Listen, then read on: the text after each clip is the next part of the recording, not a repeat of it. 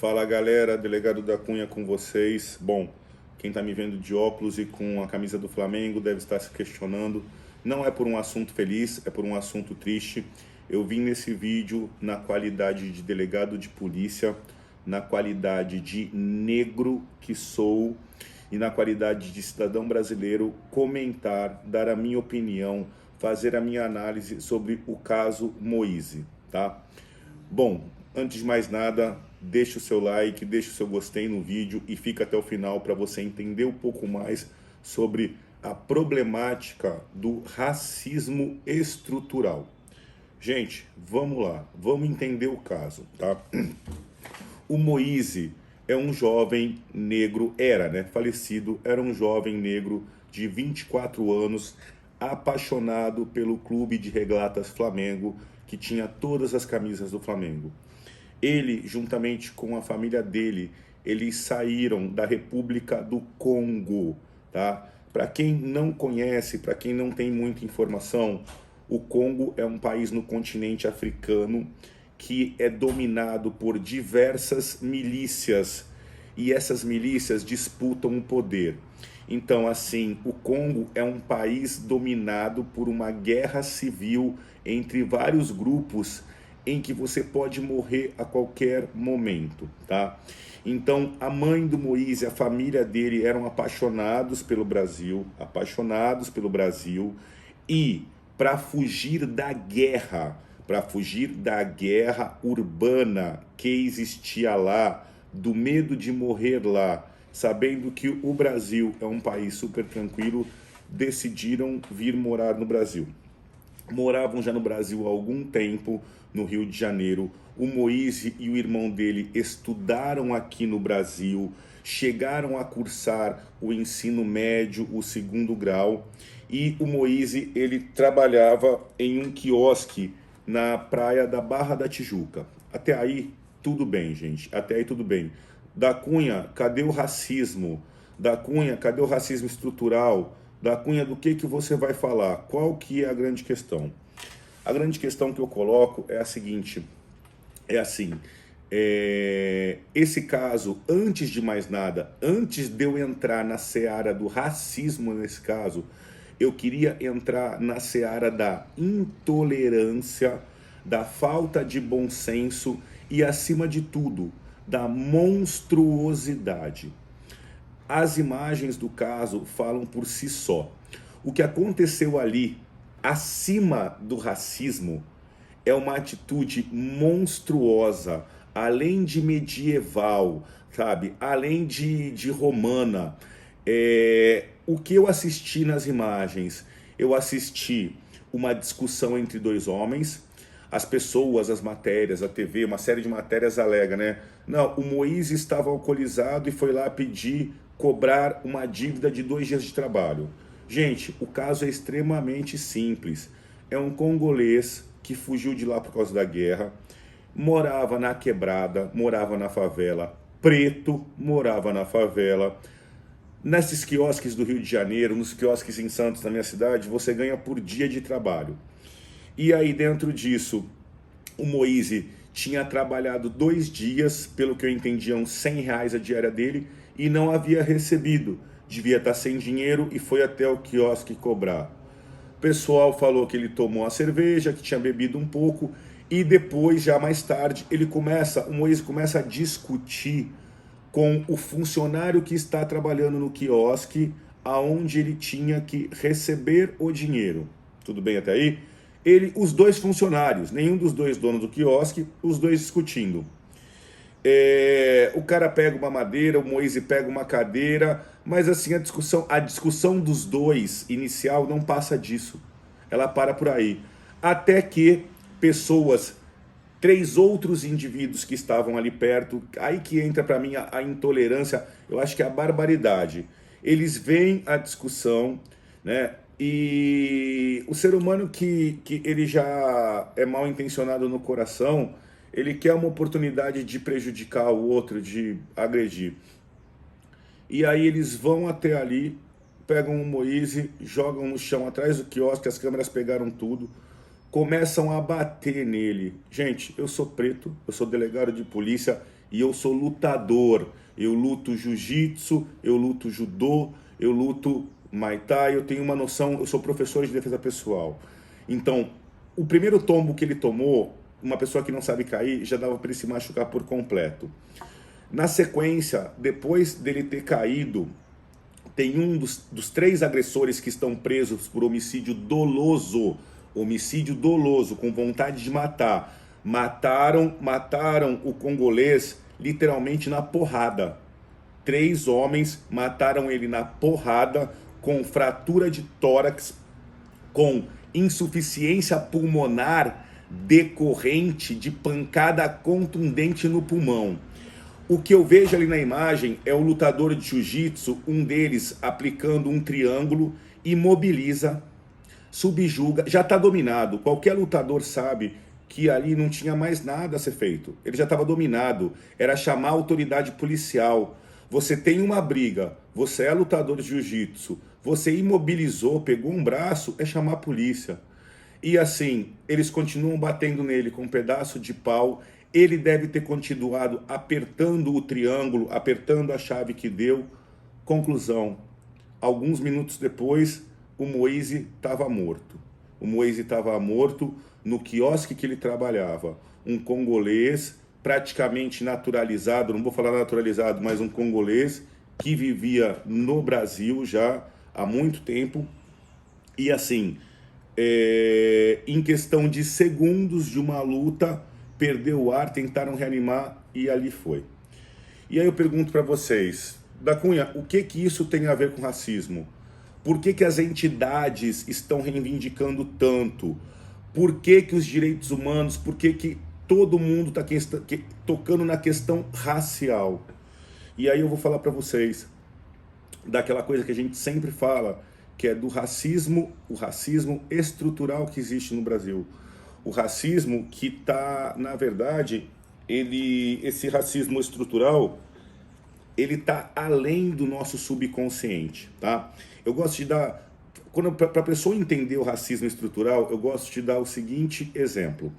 Eu falo assim, olha só, você está andando na Avenida Paulista depois da meia-noite de madrugada e vira em uma das travessas, vira em uma rua em São Paulo. E você dá de cara com uma pessoa vindo na sua direção, né? Se essa pessoa, ela é negra, né? Só pelo fato dela ser negra, da pele bem escura, você automaticamente sente um receio. Essa é a verdade. As pessoas sentem um receio, a pessoa fica em dúvida. Se você vira nessa mesma esquina da Paulista, nessa mesma rua, e vê uma mulher branca, você não tem receio. Se você vê um homem branco dos olhos azuis, você não tem receio, tá? Isso tudo por quê? Porque no Brasil a gente teve um processo de abolição da escravatura tenebroso, um processo de abolição da escravatura cruel e que deixou uma dívida histórica incalculável. Só para vocês entenderem, mas pô, da Cunha, hoje em dia não tem mais isso. Pô, da Cunha, essa mentalidade de racismo é antiga, a nossa geração não vê mais racismo. Vocês estão errados, vocês me desculpem. O racismo, ele está em todo lugar. E o Moise, ele foi discriminado 2 vezes. Ele foi discriminado num primeiro momento por ser negro e depois ele foi discriminado também por ser um estrangeiro congolês, que os agressores, eu tenho certeza, no seu subconsciente, sabiam que por ser um estrangeiro da África, de um país pobre, era mais desprotegido ainda do que um negro brasileiro. Ali tinha uma dupla discriminação, tinha um duplo controle racial. O fato de ser estrangeiro de um país da África e o fato de ser negro, né? E aí eu falo para vocês o seguinte, mas o que aconteceu no Brasil, da Cunha, no processo de abolição da escravatura? É simples, eu vou falar bem simples para o seu Zé e para a dona Maria entender. O Brasil foi o último país a abolir a escravatura em 1888. Quando veio a lei que conseguiu abolir, já havia acabado o regime de escravidão na maioria dos países do mundo. E o nosso fim do regime de escravidão não teve nenhuma estrutura. Os negros Um dia você era escravo e estava trabalhando para uma fazenda ou para algum senhor. No dia seguinte você foi colocado em liberdade. Só que assim, gente, tenta entender uma coisa. Os negros brasileiros, com a abolição da escravatura, foram colocados em liberdade sem ter aonde morar, sem ter um emprego, sem ter um documento de identidade. Os negros não podiam ser cidadãos, não era cidadão. Você não é escravo, não é mais objeto e também não é gente. Sem ter direito a ir para a escola. Tá? E o que aconteceu com a população negra, com aquele número enorme de escravos que ficou nas ruas, né? Parentes ancestrais do Moise.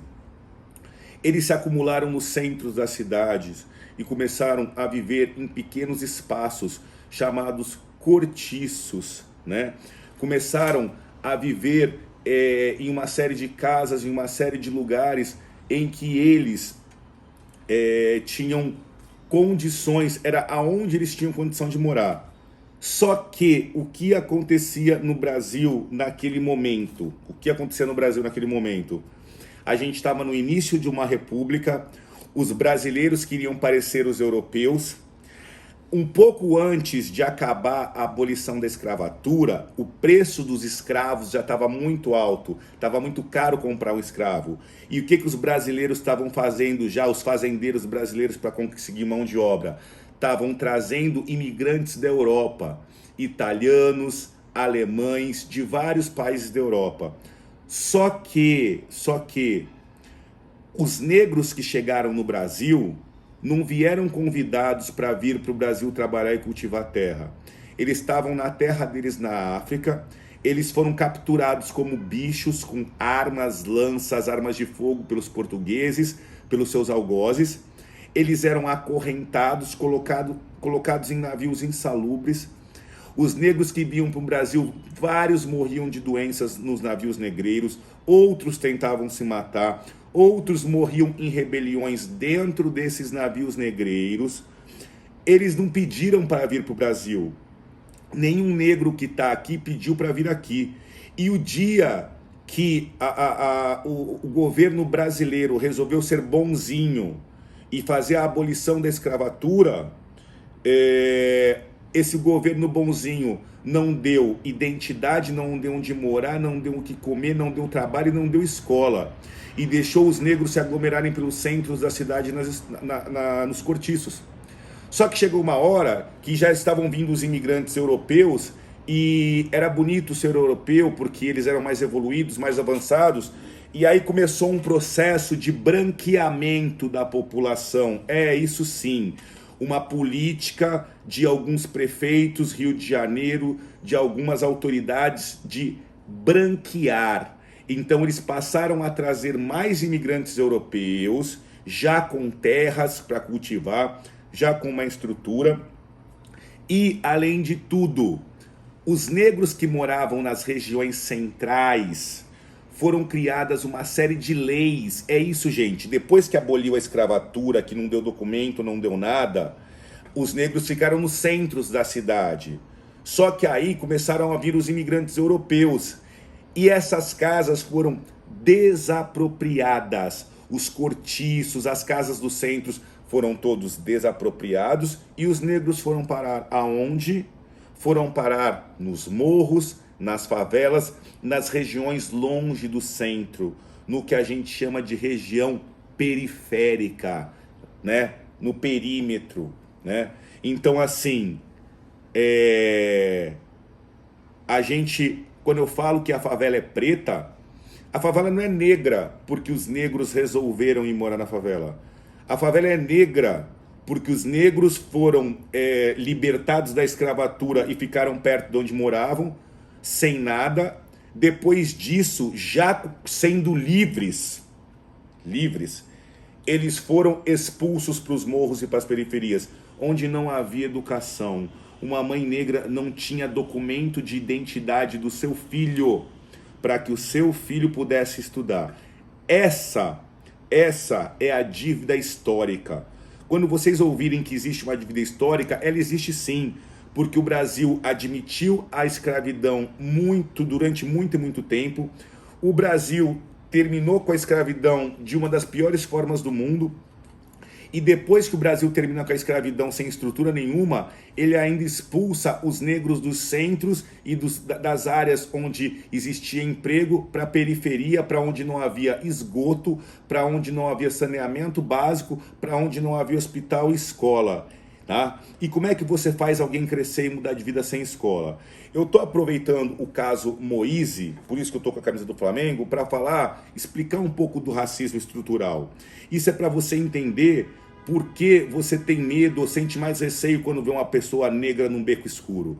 Com certeza, os negros no Brasil delinquiram mais, porque eles estão expostos ao crime organizado, eles estão expostos às coisas erradas, estão expostos a todas as dificuldades da favela. E eu falo mais para vocês ainda em relação à questão do racismo estrutural.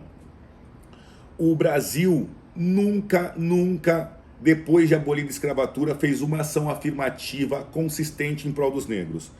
Fala, pô, da Cunha, mas você fala que não é a favor da cota racial, da cotas para negros. Não, não é isso que eu falo. Eu sou a favor da cota para pobres. Eu só gostaria que vocês entendessem que, como diz o Mano Brown, preto e pobre são sinônimos. Tá? A palavra preto e a palavra pobre são praticamente a mesma palavra. No universo de negros nesse país, que é praticamente de 50% da população, quantos negros desses 50% da população são bem-sucedidos na vida e são da classe média, média alta? E quantos são do proletariado? Tá? A grande maioria, 99% dos negros estão na favela. E os descendentes dos europeus que tiveram terra, que tiveram estudo, que tiveram oportunidade, fazem parte sim de uma classe média alta e de uma classe rica que tem muito poucos negros. Ah, mas você não pode afirmar isso. Eu não preciso nem afirmar, é só a gente olhar. É só a gente ir num clube de classe média olhar. Eu sou um negro de classe média que frequento lugares que sempre eu sou o único negro. Eu fiz a faculdade, tinham 1.800 alunos, tinham 3 negros. No meu curso de formação para delegado de polícia, eu passei num concurso para delegado, eram 180 delegados na academia, tinham 2 negros. Eu não conheço nenhum delegado negro de classe especial. Só existe um juiz negro nas Supremas Cortes do Brasil. E por aí vai. Mas por quê? Porque o negro é menos inteligente? Não, o negro não é menos inteligente, a inteligência é igual. O negro tem um livro faltando páginas. O livro que entregam para o meu filho, os meus filhos estudam no Etapa, uma escola, a melhor escola de São Paulo, na minha opinião. Eles têm bolsa de mais de 50%, mas estudam lá. Porque era meu sonho ter estudado numa escola com esse nível. Queria eu ter passado por boas escolas. Eu fiz colegial numa escola do estado, aqui na Zona Sul de São Paulo. E cheguei onde cheguei à custa de muito suor, de muita dificuldade. E eu falo para vocês, eu não acredito nessa história não, de que todo mundo consegue sair da favela, é só se esforçar. Tá? As pessoas têm um nível e para elas conseguirem superar esse nível, para elas chegarem na superação, elas precisam de suporte, elas precisam de apoio, tá? Elas precisam de informação. Então, só para fazer um parênteses no vídeo, sou a favor da cota para negros e pobres, porque para mim é a mesma coisa. Mas isso tudo fruto desse racismo estrutural. E aí, concluindo esse vídeo muito triste, um vídeo de xenofobia, um vídeo em que apareceu um homicídio violento, bruto, na pancada, absurdo, um homicídio onde que eu tinha a questão racial, sim, de pano de fundo, a questão da África sendo maltratada, uma série de questões. E agora, lá no local, nos quiosques, está sendo construído um memorial para o Moise, né? Durante esse final de semana, eu tô com a camisa do Flamengo, o Gabigol jogou um jogo, foi chamado de macaco, racismo novamente. Durante esse final de semana ocorreu uma morte nos Estados Unidos também de mais uma pessoa negra. E também ocorreu a morte de uma policial negra. Uma policial negra morreu também. E tem gente aí pela internet falando, olha, a policial negra morreu, cadê o pessoal dos direitos humanos? Eu só queria que a gente parasse para pensar que, assim, a grande maioria dos policiais que morrem são negros, sempre. Porque os negros, se eles ficarem com a pele um pouco mais clara e conseguirem estudar e entrar na polícia, eles não vão entrar na polícia na alta casta. Eles vão entrar na polícia como soldados, para ir para a favela combater, sabe quem? O irmão deles, que é o negro, que não passou no concurso. Então, assim, para aqueles que falam que policiais negros vão para a favela para matar negros, para aqueles que falam que existe uma perseguição da polícia contra o negro, a verdade não é essa. A verdade é que as mortes acontecem na favela entre pessoas que são cooptadas pelo crime organizado, que são os negros. E aqueles que da polícia que entram na favela para combater o crime organizado e que morrem muito menos do que os criminosos que estão na favela, são os mesmos negros que conseguiram sair da favela. Na história, na formação do Exército Brasileiro, durante a formação do Exército Brasileiro, na guerra com os neerlandeses em Pernambuco, para a formação do Exército Brasileiro, haviam brancos, haviam índios e usaram negros escravos também. E muitos desses negros, viraram heróis de guerra. E depois de virarem heróis de guerra, alguns tiveram que voltar a ser escravos. Outros receberam patentes do exército como negros, mas ninguém sabia o que fazer, porque eles não tinham o direito de ser livres. Então, mais para frente, percebe-se o quê?